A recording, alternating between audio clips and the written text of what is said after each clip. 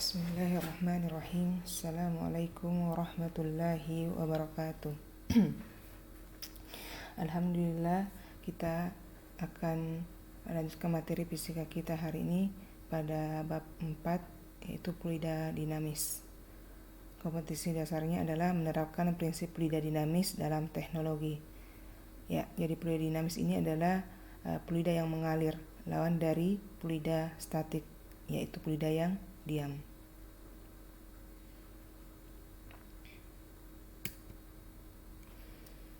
Untuk cakupan bahasan fluida dinamis ini, kita akan berbicara tentang fluida yang ideal. Nah, apa saja ciri-ciri fluida ideal itu?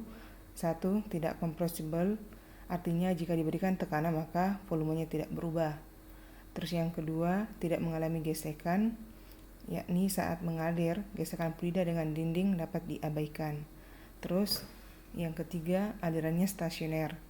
Artinya tiap paket fluida mempunyai arah aliran tertentu dan tidak terjadi turbulensi atau pusaran-pusaran. Jadi kalau ini digambarkan, aliran stasioner itu arah panahnya lurus, sedangkan kalau aliran turbulensi itu adalah arah panahnya melengkung. Ya. Terus yang keempat, aliran tunak, yaitu aliran fluida mempunyai kecepatan yang konstan terhadap waktu. Jadi untuk fluida ideal ini dianggap kecepatannya konstan terhadap waktu. Jadi contohnya itu pada air yang mengalir dalam pipa, itu kan kecepatannya konstan. Terus air yang bocor pada tangki, itu juga kecepatannya konstan. Bukan fluida yang seperti air di sungai, itu kan ada turbulensi, jadi itu dianggap bukan fluida ideal. Ya, jadi seperti itu. Sekarang kita masuk ke bagian A, persamaan kontinuitas.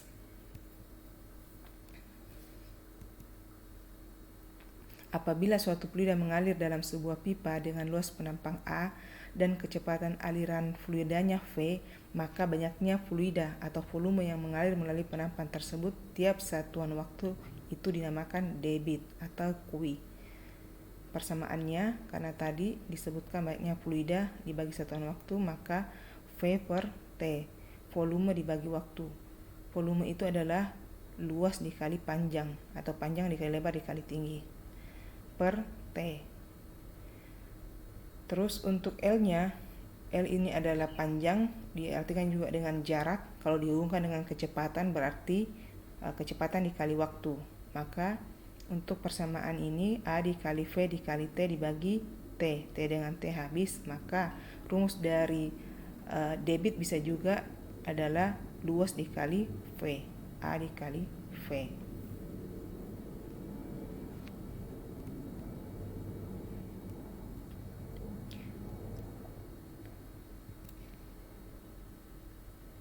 Selanjutnya kita ke persamaan kontinuitas. Nah, sekarang untuk persamaan kontinuitas itu berlaku pada pipa yang memiliki luas penampang yang berbeda. Jadi ada A1 dan ada A2. A1 dengan kecepatan V1, A2 dengan kecepatan V2. Nah, kalau seperti ini bentuknya, maka dinyatakan persamaan kontinuitasnya adalah bahwa pada aliran fluida ideal, hasil kali laju aliran fluida dengan luas penampangnya adalah konstan. Maka persamaannya Q1 sama dengan Q2, kan disebut konstan.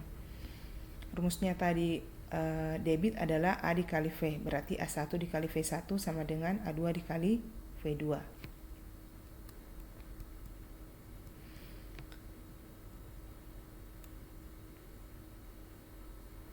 Nah, sekarang kita jabarkan persamaan kontinuitas jika yang diketahui adalah jari-jari daripada pipa tersebut.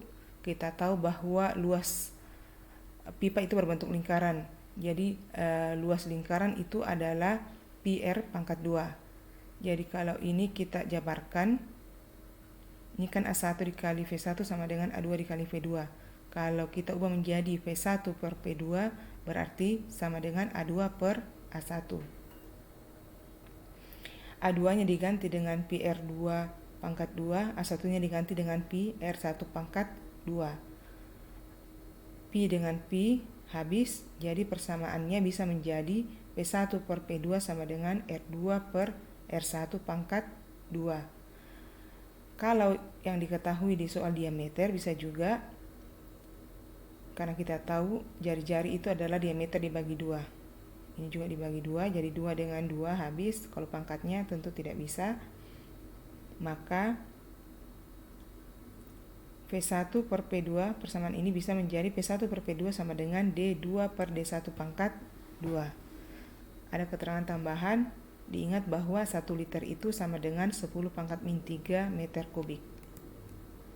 Ya, contoh soal. Pada saluran air bawah tanah memiliki bentuk seperti gambar berikut.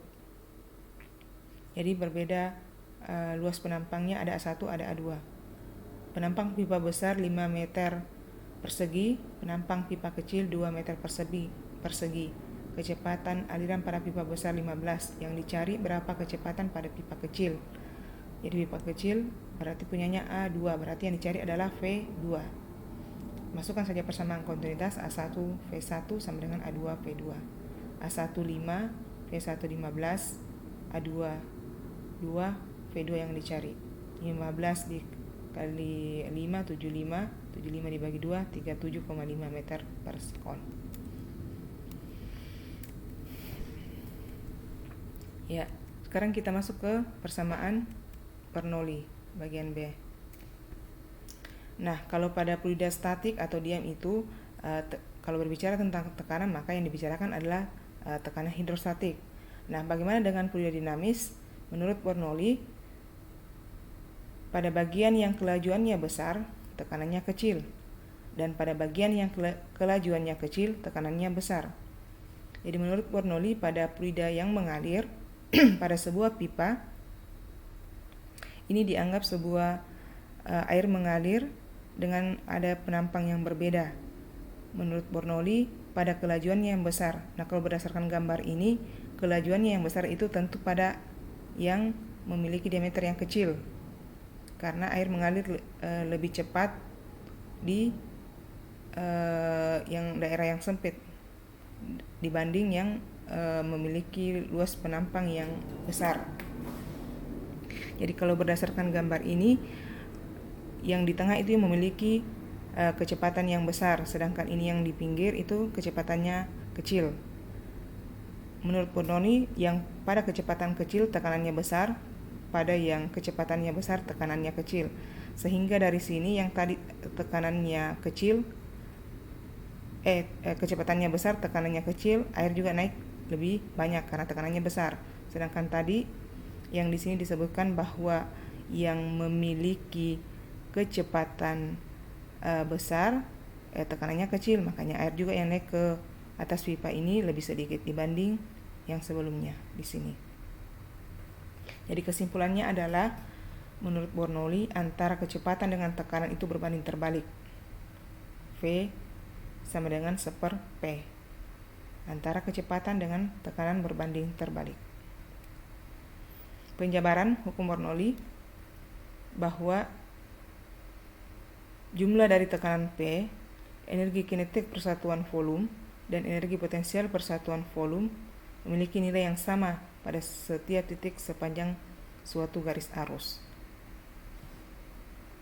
Dirumuskan, P1 ditambah 1/2 rho V1 kuadrat ditambah rho GH1 ditambah P2 sama dengan P2 ditambah 1/2 rho V2 kuadrat ditambah rho GH2. Atau bisa juga ditulis seperti ini.